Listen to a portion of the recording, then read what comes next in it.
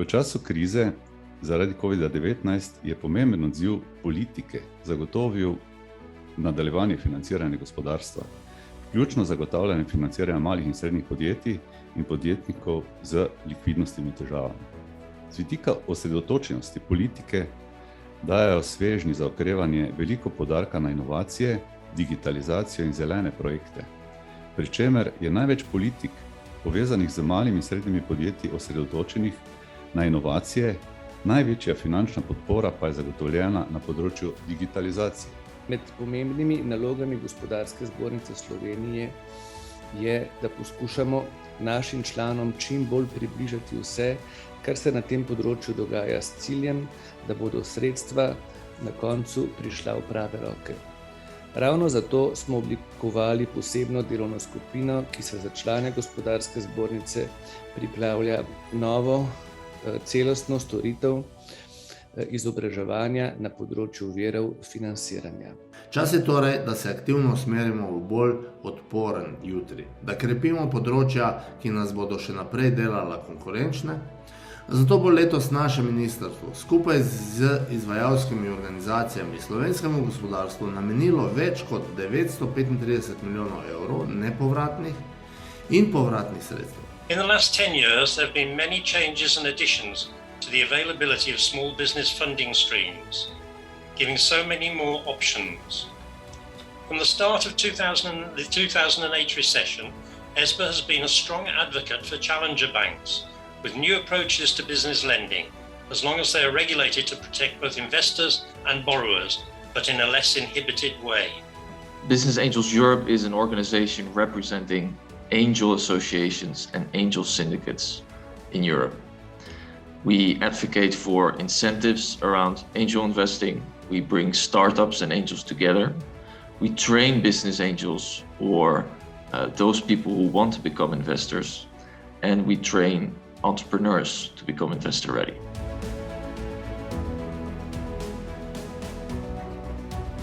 Ego je torej napihnjena mala beseda, ki lahko uniči zelo veliko, velikansko besedo, kot so odnosi. Tako da prosim, dajte malo o tem razmisliti, dajte ga v predal, ko začne siliti ven, in predvsem se mi zdi najbolj pomembno, da spoštujete druge ljudi. In to spoštovanje se mi zdi osnova tudi skozi ta pravila komunikacije. Namen te nagrade je spodbujanje podjetništva v lokalnih skupnostih ali pa širše. In letošnji nagrajenec je podjetje Katapult d.o.o.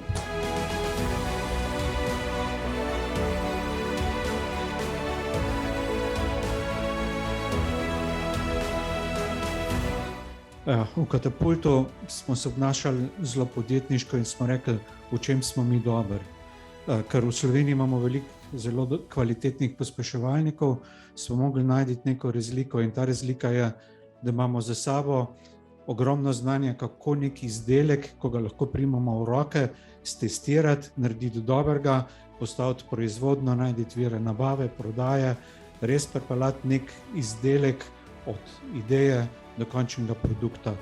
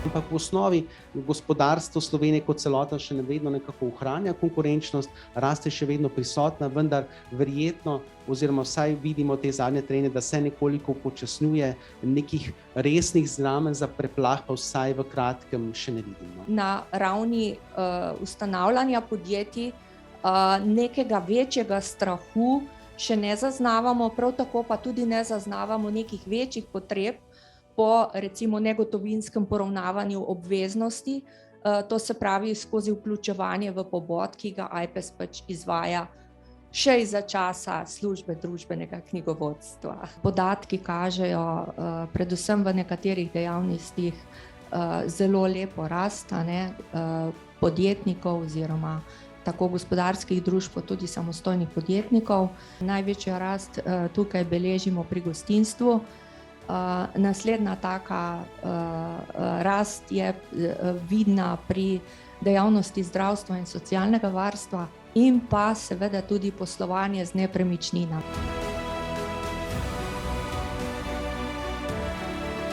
Jaz mislim, da je za povprečnega podjetnika, za povprečno malo, srednje veliko podjetje ta čas lahko tudi izjemno intriganten. Z vidika vseh priložnosti, ki se kažejo na obzorju.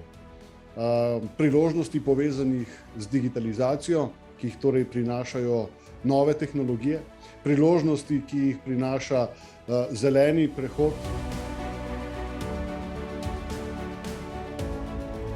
Vabljeni k nam vedno, tudi na ministrstvu smo mogoče malce neklasična javna uprava. Vedno imamo odprta vrata in resnično smo pripravljeni vam svetovati, vam pomagati, vam tudi predstaviti za te vaše razvojne ideje, kje lahko in kam se obrnete za dobiti pomoč, finančno ali pa kakršnokoli drugo. Res je, lahko trdim, da rastemo skupaj že kar nekaj let z vsemi našimi podjetniki, ki nas že dobro poznajo in smo bolj ali manj nastali kot javni finančni sklad za finančne spodbude. Danes smo pa že karkoli drugega, oziroma je to naša osnovna dejavnost, s kateremu se pač kopičijo še ostale aktivnosti. Regionalni sklad je seveda ustanovljen strani države, pomeni, da vse njegove pomembne strateške dokumente potrjuje vlada. Eden najpomembnejših je poslovna politika. Na osnovi tega bodo narejeni vsi programi in bi rekel tudi projekti, ki jih bomo podpirali, bodo šli v to smer, ki je tukaj zapisana.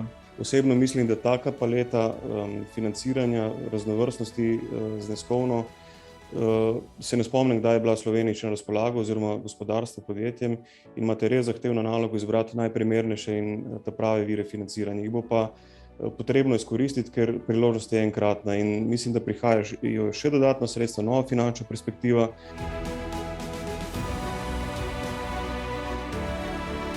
V tem obnašanju, v tej udeležbi lahko tiči kar nekih izhodišč, ki bi lahko tudi govorili v tem naslonu ali pa naslovu, da lahko ob tem, ko sijete v svojih službah, da lahko zasijete tudi na cesti z svojim načinom udeležbe. V principu gre za zavarovanje kratkoročnih terjatev do 180 dni, izjemoma tudi lahko malo več, pred insolvenčnimi postopki, se pravi stečajem oziroma prisilno poravnavo ali pa podaljšano zamudo kupca. Kot rečeno, krijemo tudi nekomercialne oziroma politične rizike, delno za pomočjo SID banke in pa delno pa bom rekel čisto na svoj račun. Vaše premoženje so tudi terjatve in te terjatve so prodajljivo premoženje. Faktoring je storitev, pri kateri lahko prodate vaše nedospele terjatve in takoj pridete do denarja iz prihodnosti. S to storitvijo izjemno hitro in enostavno pridobite likvidnost, ki jo lahko uporabite za tekoče poslovanje. Mi opažamo, da v Sloveniji je še precej nekako, rekel, strahu pred nekimi lastniškimi investicijami, predvsem pri družinskih podjetjih. Pride do vprašanj, kaj pa sedaj bo potem nekdo tretji prevzel moje podjetje, ki smo ga 30 let gradili. Ne? To je samo stvar, da je treba zadevo prav zapeljati. In ob koncu bi samo predstavila dokument Gospodarske zbornice Slovenije, Horizont prihodnosti, samo 3 slajde. To je bilo na vrhu gospodarstva, bom rekla, iz baze članov konkretno sama sem vodila malo gospodarstvo in poslovno okolje, je nastal digitalni dokument, ki je bil prikazan na Brdu. Konkretno za malo gospodarstvo bi prosila naslednji slajd. Lepo se vidi podpora prenosu družinskih podjetij, ženskam prijazno podjetništvo, davčne razbremenitve, kupuj domače, enakopravnost malih trgovcev, skratka vse to, kar smo rekla, izpostavili.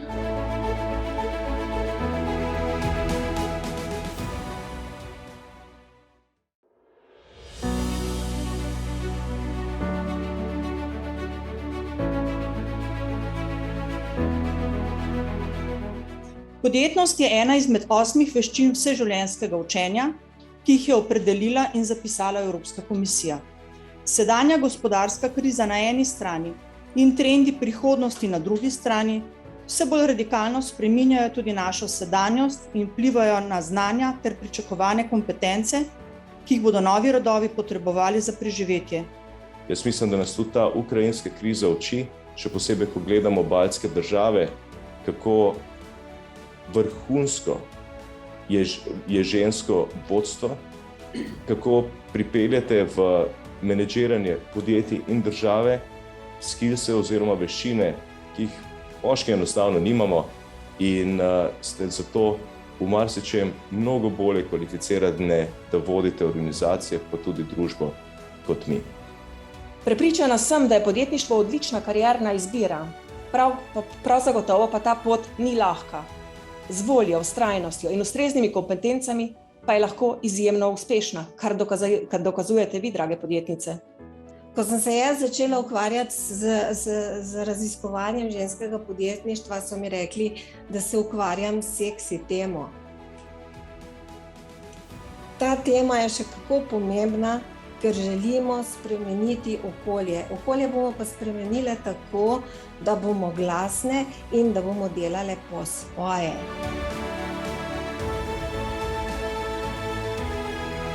Slovenske podjetnice so bistveno bolj aktivne na lokalnih trgih, bistveno bolj na nacionalnih trgih in daleč manj na internacionalnih trgih. Torej, če razmišljamo o tem, kje potrebujejo opolnomočenje, kje potrebujejo pomoč, znanje, support in tako naprej, definitivno tudi za vstop na tuje trge. In recimo ima nova finančna perspektiva, ki je začela veljati 2021 do 2027, okvir 200 EU Evropa.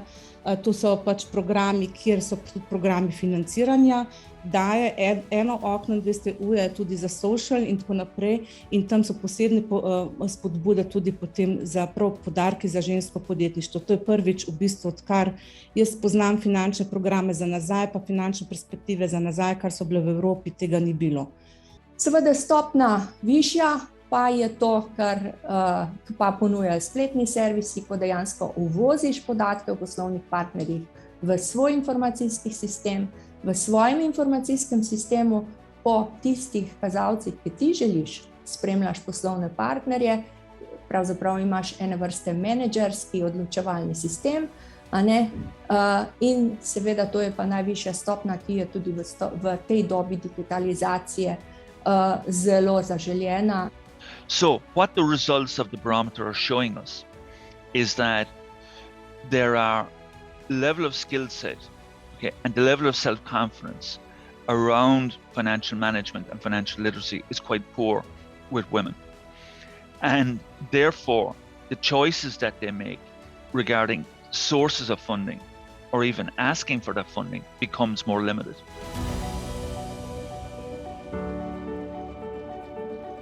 V tem modernem svetu, kjer je polno digitalizacije in motenj, ki nas v bistvu ovirajo pri tem, da smo pozorni, je najbolj pomemben to, da ostanemo osredotočeni nase in da izhajamo iz sebe.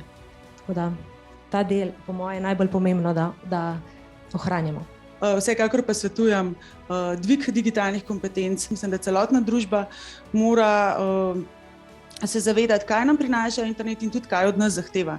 zaradi tega, ker zahteva pa dejansko znanje in pa kompetence, da lahko v tem svetu živimo, ker tam je še vedno divji zahod. To je v podjetništvu nujno, da skušate biti ne sledilci, ampak trendsetterji. In mislim, da je nam to kar uspelo.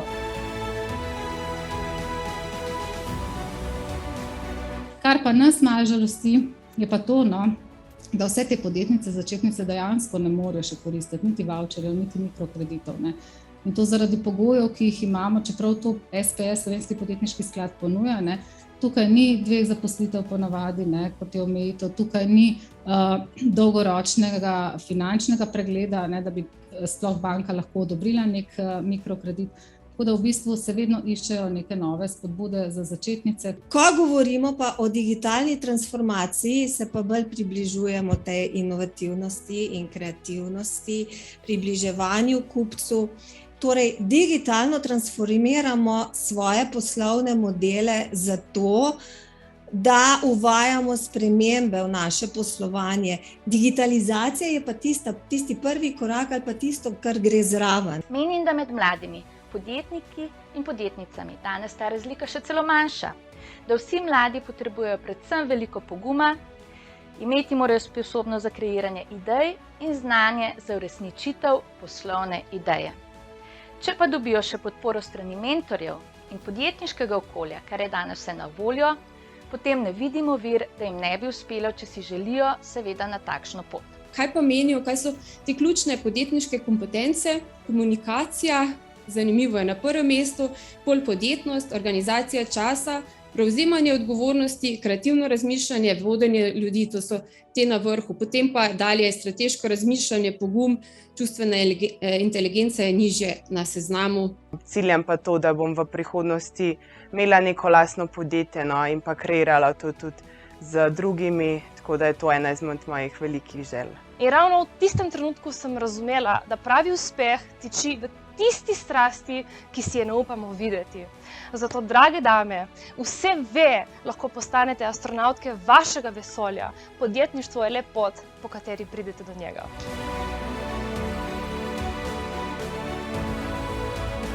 In tukaj je potem tisti del, ali razumemo neko svojo vlogo v teh različnih udeležbah, ker nas vse to, kar opažamo po drugih, potem moti. Lahko govorimo o neki kulturi vožnje ali pa kulturi obnašanja. Če razumemo razloge, zakaj obstajajo pravila vožnje, nam je mnogo lažje. Če boste si pravilno optimizirali profil, pa vas bojo ljudje pogooglali, bo vaš LinkedIn prišel na prvem mestu.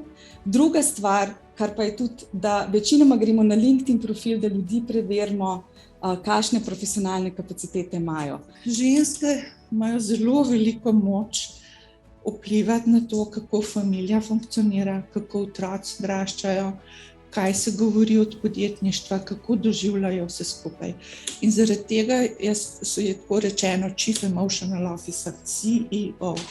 Čeprav je ponavadi moški tisti, ki je CEO, mož, ampak žena je pa odzadaj tista, ki je Emotional Officer. In če je familija v redu, je potem tudi biznis v redu. Kaj je ključ do grajenja izpolnjujočih odnosov? Aktivno poslušanje. Zato, ker vsi izmed nas nekaj prodajamo, in če znamo aktivno poslušati, mogoče lažje tudi slišimo neko bolečino človeka nasproti nas in potem lahko to bolečino tudi naslovimo in s tem posledično prodamo našo storitev ali pa produkt. Zavestno voditeljstvo je to, da jaz lahko vodim sebe in seveda potem druge, ko znam sebe umiriti, ko sem prijazna do sebe,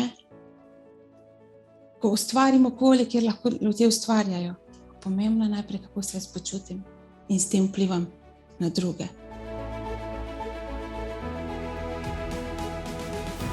Prvič je dvodnevna konferenca za mikro, mala in srednja podjetja. Tako da tiste, ki se niste včeraj udeležile, smo se dotaknili virov financiranja. Dotaknili smo se tudi korona krize, vojne v Ukrajini, ki naj bi vplivala na podjetništvo. Vendar smo ugotovili, da viri financiranja, likvidnost ni nič slabša, da viri financiranja so zelo sledili krizi, se pravi podjetnikom.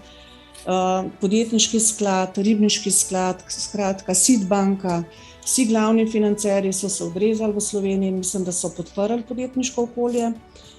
To je bil včeraj nekak zaključek. Podelili smo priznanje Pomladni veter včeraj podjetju Katapult, d.o.o. iz Trbovlja.